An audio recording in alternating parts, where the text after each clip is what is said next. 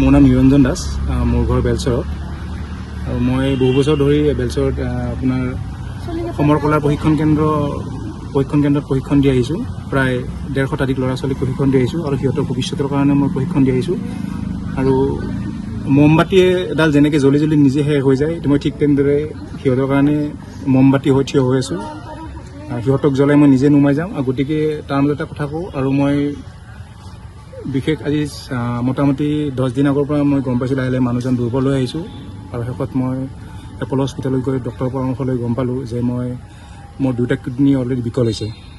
গতিকে বিকল হোৱা কিডনী দুটা যিহেতু জানেই সকলোৱে যে তাৰ গত্যন্তৰ হয়তো ডায়েলাইচিছ, হয়তো ৰিট্ৰান্সপ্লাণ্ট। অলৰেডি ডক্টৰে মোক ৰিট্ৰান্সপ্লাণ্ট কৰিবলৈ বাহিৰত যোৱাৰ কথা কৈছে আৰু তাৰ বাবে টকা মিনিমাম 30-40 লাখ টকাৰ প্ৰয়োজন হ'ব। আৰু গতিকে মোৰ লগতে মোৰ গোটেই পৰিয়ালে, মোৰ ঘৰৰ সপৰিয়ালে গোটেই বেলশৰৰ ৰাইজক, অল অসমৰ ৰাইজক, গোটেই সকলো অসমৰ ৰাইজক আৰু লগতে মুখ্যমন্ত্ৰী মহোদয় হিমন্ত বিশ্ব শৰ্মা দেৱ ডাঙৰীয়াক মই এইখিনি হাতযোৰ কৰি অনুৰোধ কৰিছোঁ আৰু গোটেই অসমৰ ৰাইজক অনুৰোধ কৰিছোঁ যাতে মোক জীৱনটো পুনৰ বচাই দিয়ে আৰু মোক যাতে সকলোৱে যাতে সহায় হাত আগবঢ়ায়। আৰু হিমন্ত বিশ্ব শৰ্মা ডাঙৰীয়া ছাৰক এইখিনি মই অনুৰোধ কৰিছোঁ, হাতযোৰ অনুৰোধ কৰিছোঁ। তেখেতে কৰিব খুজিলে নোৱাৰা কাম একো নাই অসমত, আৰু এইটো মই জানো। আৰু তেখেতে বহুতক কৰিছে, নিজে দায়িত্ব লৈ সকলোখিনি কাম কৰিছে। আৰু গোটেই এইখিনি মই তেখেতৰ ওপৰত আশা কৰিছোঁ যাতে, আৰু গোটেই অসমৰ ৰাইজৰ আশা কৰিছোঁ যে মোক যাতে সকলোৱে সহায় সহযোগিতা আগবঢ়ায় আৰু হিমন্ত বিশ্ব ছাৰ ডাঙৰীয়া যাতে সহায় হাত আগবঢ়াই যাতে মোক আকৌ পুনৰ জীৱন দান দিয়ে। এইখিনিয়ে মোক ক'বলৈ ধন্যবাদ। আজি আমাৰ শিক্ষাগুৰু নিৰঞ্জন দাস ছাৰৰ বিশেষ এটি কিডনীৰ অসুস্থৰ বাবে বিশেষ বহুত টকাৰ প্ৰয়োজন। সেইবাবে মই মুখ্যমন্ত্ৰী ডাঙৰীয়াক মামাক অনুৰোধ কৰিছোঁ যে মোৰ ছাৰক, মোৰ শিক্ষাগুৰু নিৰঞ্জন দাস ছাৰক যাতে অকণমান সহায় কৰি, অকণমান পইচাই দি সহায় কৰি মোৰ ছাৰক সুস্থ কৰি আনে। সেইকাৰণে মই মামাৰ ওচৰত হাতযোৰ কৰি মই সেইখিনি অনুৰোধ কৰিছোঁ। নিৰঞ্জন দাস এজন উঠি অহা যুৱক আৰু সমাজৰ প্ৰতিটো কামতে তেওঁ আত্মনিয়োগ কৰিছে। এই অঞ্চলত মানে আমাৰ শিশুখিনিক, ডাঙৰকো মানে কম্ফু শিকাইছে। আৰু কম্ফু শিকাই নহয়, ঘৰত গৈ মানে এটা অনুষ্ঠান চলাইছে। আৰু বিভিন্ন ঠাইত, অসমৰ বিভিন্ন ঠাইত, বিশেষকৈ মানে আমাৰ যোৰহাট, ডিব্ৰুগড়, গোলাঘাট, বিভিন্ন ঠাইত তাৰমানে তেওঁ শিক্ষা দিছে। আৰু তেওঁ বহুত তাৰমানে কষ্টৰ মাজেৰে এই অনুষ্ঠানটো চলাই আছিল। হঠাৎ তেওঁৰ এটা দুৰাৰোগ্য বেমাৰ হৈছে, নিয়তিৰ মানে পৰীক্ষা, তেওঁৰ অৱস্থা অতি বেয়া। গতিকে এতিয়া আমাৰ কথাটো হৈছে নিৰঞ্জনক আমি যিকোনো ত্যাগৰ বিনিময়ত আমি জীয়াই ৰাখিব লাগিব। তাৰ কাৰণে আমি চৰকাৰৰ লগত যোগাযোগ কৰিব লাগিব, ৰাইজৰ লগত যোগাযোগ কৰিব লাগিব, আৰু বিভিন্ন মানে সমাজসেৱী মানুহৰ লগত যোগাযোগ কৰি তেওঁৰ এই দেশটো অন্ততঃ আমি ৰক্ষা কৰিব লাগিব যেনে তেনে। আৰু তেওঁ অলপতে কলকাতাত যোৱা কথা আছে। কলকাতাত যাব লাগিলে প্ৰায় 7-8 লাখ টকাৰ, কমেও মানে বেছি লাগিব, যাব লাগিলে 7-8 লাখ টকা লাগিব। এই কথাখিনি মই অৱশ্যে ব্যক্তিগতভাৱে চিন্তা কৰিছোঁ, বেলেগে কৰা নাই। মই কালিও নিৰঞ্জনক ইয়াত কৈ গৈছোঁ যে এইটো আমি ব্যৱস্থা কৰিব লাগিব।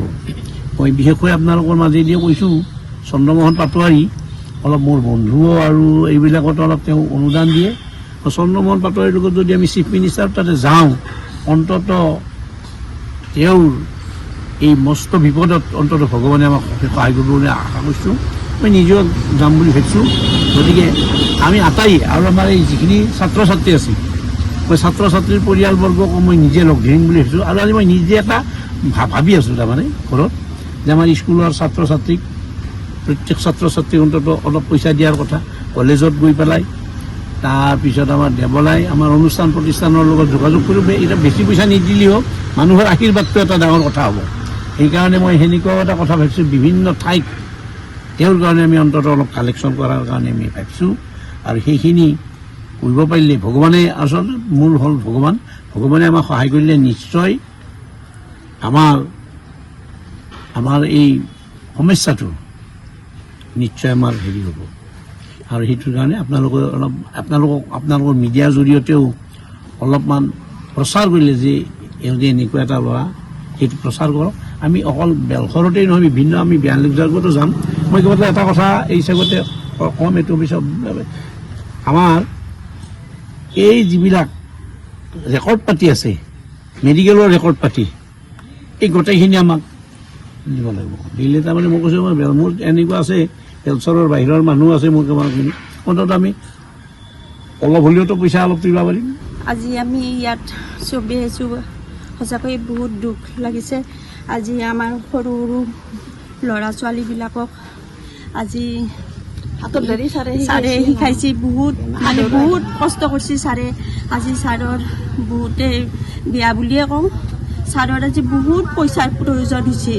গতিকে 40 লাখ মান দৰকাৰ হৈছে গতিকে আমিও আমাৰ কোনো গাৰ্জেনৰ হাততো এনেকুৱা নাই আমি সকলোৱে সৰু মানুহ গতিকে যদি চব ৰাইজে জান ছাৰৰ কাৰণে অলপ সহায় কৰে আৰু মই মুখ্যমন্ত্ৰী ডাঙৰীয়াকো কৈছোঁ যে তেখেতে যেন ছাৰৰ চাই আৰু সৰু সৰু ল'ৰা ছোৱালীবিলাকো যেন চাই পেলাই ছাৰে মানে অলপ সহায় কৰে এইটো কথাৰ কাৰণে আৰু সকলোকে কৈছোঁ আৰু আপোনালোকৰ চেনেলে যেন ছাৰৰ কাৰণে বহুত সহায় কৰে তাৰ বাবে হেৰি কৰিছোঁ চকু মিলি ছাৰক চাই নিৰঞ্জন ছাৰক আৰু আমাৰ ছোৱালীবিলাকক ছাৰে নিজে নিজে য'ত যাব লাগে তাৰমানে দেউতাক মাকতকেও তাৰমানে বহুতখিনি আমাক সহায় কৰি আছে গতিকে ছাৰ নহ'লে আমি এতিয়া তাৰমানে পৰি যাব গতিকে আমাৰ ল'ৰা ছোৱালীখিনি যিহেতুকে আমাৰ তাৰমানে ছাৰে এটা কিবা কাৰণত আওগে নি আছে সেইখিনি যাতে আমাক সোনকাল সহায় কৰি দিয়ে গতিকে আমাৰ আৰু মানে কিডনীৰ প্ৰব্লেম তাৰমানে বিকল হোৱা বুলিয়ে আমি গম পাইছোঁ